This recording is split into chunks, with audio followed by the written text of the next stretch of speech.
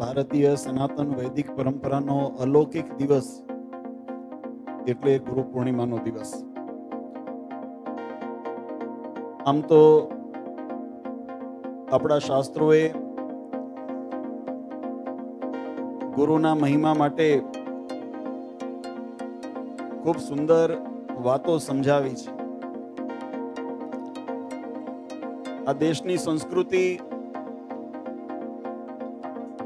એ ચાર પ્રકારના દેવોની સમર્થન આપે છે અને ત્રણ પ્રકારના ઋણમાંથી મુક્ત થવાની વાત આપણને સમજાવે છે. આપણા જીવનની અંદર ઉપનિષદો પુરાણોની અંદર જ્યારે દ્રષ્ટિ નાખીએ ત્યારે આ શરીરની અંદર જીવાત્માને જે ચારે પુરુષાર્થ કર્મની સિદ્ધિ થાય એના માટેનું જે આ સંસાધન અર્થાત કે શરીરની પ્રાપ્તિ કરાવી એવા માતા અને પિતાને શાસ્ત્રોએ દેવની તુલ્ય ગણ્યા છે. માતૃદેવો ભવ પિતૃદેવો ભવ. અને એ શરીરને સાર્થક કરવા માટે જે જ્ઞાન ઉપદેશ આપીને સ્થૂળ ભાવમાંથી જીવાત્માને બ્રહ્મ ભાવ સુધી લઈ જાય એટલે કે આત્મ સ્વરૂપની નિષ્ઠા કરાવીને પરમાત્મા સુધી જીવાત્માને પહોંચાડે એની જે પ્રાપ્તિ કરાવી જીવાત્માને બીજા જન્મ સ્વરૂપે જ્યારે મંત્ર દીક્ષા આપીને દીક્ષિત કરે એવા ગુરુને શાસ્ત્રોએ ગુરુ દેવો ભવ આચાર્ય દેવો ભવના સિદ્ધાંતોથી સંબોધન કર્યા છે. ઉપનિષદ ત્યાં સુધી કે યસ્ય પરાભક્તિ યથા દેવે તથા ગુરુ. યસ્ય દેવે પરાભક્તિ યથા દેવે તથા ગુરુ. જેવી જીવાત્માને પરમ ભક્તિની ઉત્પત્તિ કેવી રીતે થાય તો કે જેવું ભાવ એ પોતાના આરાધ્ય ઈષ્ટદેવ પ્રત્યે આપણે રાખતા હોઈએ અને એવો જ ભાવ પોતાના જે ગુરુ પ્રત્યે આપણે રાખીએ જેવો ભાવ દેવને પ્રત્યે છે. યથા દેવે તથા ગુરુ.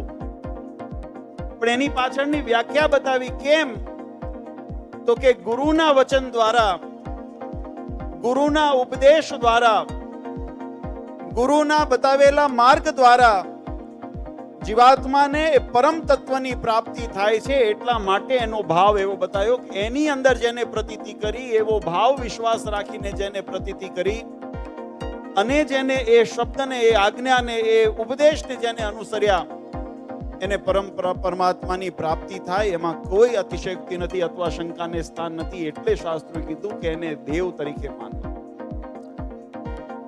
ચોથી આપણી ભારતીય આર્ય સંસ્કૃતિ છે એટલે આપણે અતિથિ દેવો ભવને પણ એની અંદર આપણે સમાવેશ કરીએ છીએ. કારણ કે એક એની માન્યતા છે ન જાને કિસ રૂપ મેં નારાયણ મિલ જાય. ભગવાન કેવા રૂપે આપણી સન્મુખ આવ્યા હોય એ આપણે એ બલિરાજાને ત્યાં ભગવાન કેવા રૂપે ગયા હતા. ભગવાન બલિરાજાને ત્યાં વામન રૂપ ધારણ કરીને યાચક ભિક્ષા લેવાને અર્થે ગયા અને ભગવાનના શરણની અંદર બલિરાજાએ પોતાનું મસ્તક નિમાવ્યું. એટલે આ સંસ્કૃતિની આ પરિભાષા આપણા શાસ્ત્રોએ સમજાવી છે. શ્રીમદ સત્સંગી જીવન ગ્રંથની અંદર ભગવાન સ્વામિનારાયણે આચાર્ય પદની જ્યારે સ્થાપના કરી અને આચાર્ય પદની સ્થાપનાની સાથે જે જવાબદારી અને અધિકાર આચાર્ય પદની અંદર સોંપ્યા એમાં પણ ભગવાન સ્વામિનારાયણે ખૂબ સુંદર મહિમા બતાવ્યો. દીયતે વિમલમ જ્ઞાનમ ક્ષીયતે કર્મ વાસના.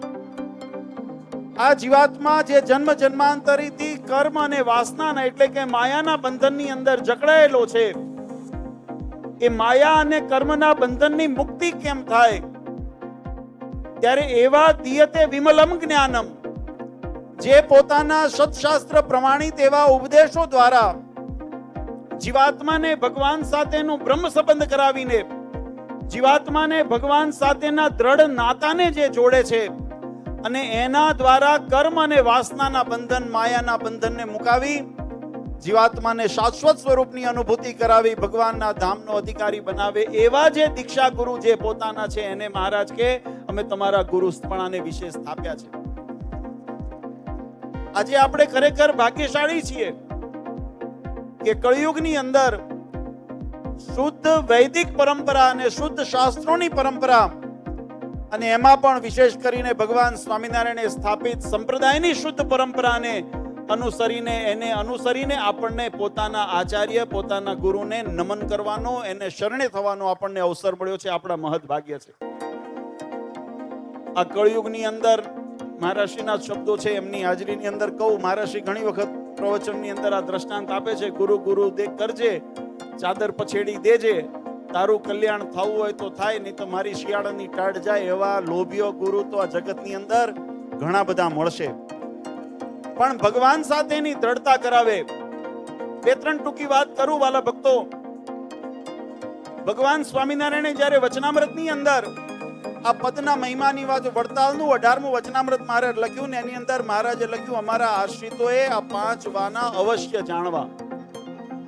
એમાં પહેલું મહારાજે લખ્યું, ઉદ્ધવ સંપ્રદાય જે સ્વામિનારાયણ સંપ્રદાય રૂપે અત્યારે ઓળખાય છે, આ સંપ્રદાયની રીત જાણવી. કારણ કે જો હરિભક્તોને મહારાજ કે કદાચ મનની અંદર કોઈ પ્રશ્ન શંકા ઉત્પન્ન થાય, અથવા તો કોઈ ત્રાહિત વ્યક્તિ તમને પૂછે અને જો તમને એનું સમાધાન ખબર ન હોય તો મન મૂંઝવણમાં મુકાય, શંકામાં મુકાય અને અંતે પછી જીવાત્મા પોતાના માર્ગ ઉપરથી ભટકી જાય. એટલે અવશ્યપણે જાણવા. એમાં મહત્વની મહારાજ પહેલું કે મહારાજ કે ઉદ્ધવ સંપ્રદાયની રીત જાણી. આપણી સંપ્રદાયની રીત શું છે, આપણો મત કયો છે, આપણી ઉપાસના ભક્તિની પદ્ધતિ કઈ છે, આને શાસ્ત્રોક્ત રીતે જે મહારાજ કે જે જાણ્યું હોય ત્યારે એને યથાર્થ જાણ્યું કહેવાય. કપોળ કલ્પિત નહીં તો ઘણી બધી વિટમણાઓ આપણને મૂંઝવણની અંદર લઈ લે છે. અને બીજી મહારાજે કીધું પોતાની ગુરુ પરંપરા જાણવી, એની મહારાજે રીત શીખવી. આપણે બધાએ વચનામૃતનો પાઠ કરીએ છીએ, એના પરંપરાને આપણે પણ જાણવી જોઈએ અને સમજવી જોઈએ. મહારાજે કેવળ એટલું લખ્યું હોત કે ગુરુ પરંપરા જાણવી તો યથાર્થ કદાચ સમજી જાય કે ભાઈ ગુરુનો મહિમા બતાવ્યો. પણ મહારાજને ખબર હતી કે કળિયુગની અંદર આવા ઘણાય ગુરુ ગઠ્ઠાઓ પાછા નીકળશે કે જે પોતાની જાતને મનાવા પૂજાવાના હોળમાં ચાલશે. અને એની અંદર અમારો આશ્રિત કઈ ભરમાઈ ન જાય, એને કોઈ મૂંઝવણ ન થાય, એને કોઈ મનમાં શંકા ન રહી જાય, અને કોઈ પણ ત્રાહિત વ્યક્તિ એને અનર્ગલર સમજાવીને પોતાના માર્ગેથી ભટકાવી ન દે. એટલે વચનામૃતની અંદર મહારાજે આજ્ઞા કરી, વડતાલના વચનામૃતની અંદર મહારાજ કે અવશ્ય જાણવી. અને એની રીત પણ મહારાજે શીખવાડી. મહારાજે શીખવાડ્યું કે અમારા ગુરુ એવા ઉદ્ધવ અવતાર એવા રામાનંદ સ્વામી, એમને જે શ્રીરંગ ક્ષેત્રની અંદર જેને દીક્ષા લીધી એવા રામાનુજાચાર્ય, અને રામાનુજાચાર્યના શિષ્ય અમે, અને રામાનંદ સ્વામીના શિષ્ય એવા અમે, અને અમે અમારા સ્થાન પછી જે અમારા ઉત્તરાધિકારી એવા બંને દેશના આચાર્યની રઘુવીર ધર્મકુળની સ્થાપના કરી છે. મહારાજ કે એની રીત અવશ્ય જાણજો. એનું કારણ છે કે ઘણા બધા કળિયુગની અંદર કોઈ એમ અર્થ કરે કે કોઈ ધર્મ પાળે ધર્મકુળ કહેવાય, કોઈ એમ અર્થ કરે કે જેને સમાજ માની લે, અથવા તો કોઈ બડંગર એવી મહાસભા ઊભી કરીને નિમય દે એને આચાર્ય પત્ની કહેવાય. પણ શ્રીજી મહારાજે સ્પષ્ટ એવો ભેદ ન રહે, એવી શંકા ન રહે એટલા વચનામૃતની અંદર સ્પષ્ટ કીધું. અમે પધરાવેલા ભગવાન સ્વામિનારાયણ આચાર્ય સંપ્રદાયની ધર્મધુરા સંભાળી એની ઓળખાણ કોણે આપી? આપણે કથાઓ ઘણી વખત સાંભળીએ છીએ. શ્રીજી મહારાજ જયારે ગાદી ઉપર ભગવાને આરૂઢ કર્યા ત્યારે એની ભગવાનની ઓળખાણ કોણે આપી? તો કે તત્કાલીન જે રામાનંદ સ્વામી ધર્મની ધુરા સંભાળતા હતા એમને ઓળખાણ આપી કે આજ પછી મારા સ્થાને હું આ શ્રી સહેજાનંદ સ્વામીને પધરાવું છું. એની ઓળખાણ રામાનંદ સ્વામી આપી છે. આચાર્ય શ્રી રઘુવીરજી મહારાજ ને અયોધ્યા પ્રસાદજી મહારાજ આ વડતાલના સભા મંડપની અંદર પ્રસાદીની જે છત્રી પાછળ છે ત્યાં ગાદી સ્થાન, અહીંયા આગળ પરમ પૂજ્ય રઘુવીરજી મહારાજ અને પરમ પૂજ્ય અયોધ્યા પ્રસાદજી મહારાજની જ્યારે સ્થાપના કરી ત્યારે એની ઓળખાણ ભગવાન સ્વામિનારાયણે સ્વયં આપી કે આજથી અમારા સ્થાને અમે આ આચાર્યોને સ્થાપના કર્યા છે અને આજથી આ તમારા ગુરુ છે. અને એ પરંપરાની અંદર રઘુવીરજી મહારાજે ભગવત પ્રસાદજી મહારાજ જો અહીંયા મૂકી છે આપણે પરંપરા. રઘુવીરજી મહારાજે ભગવત પ્રસાદજી મહારાજની ઓળખાણ આપી, ભગવત પ્રસાદજી મહારાજ વિહારલાલજી મહારાજની ઓળખાણ આપી, વિહારલાલજી મહારાજે શ્રીપતિ પ્રસાદજી મહારાજની ઓળખાણ આપી, શ્રીપતિ પ્રસાદજી મહારાજે આનંદ પ્રસાદજી મહારાજની ઓળખાણ આપી, અને આનંદ પ્રસાદજી મહારાજે નરેન્દ્ર પ્રસાદજી મહારાજની ઓળખાણ આપી.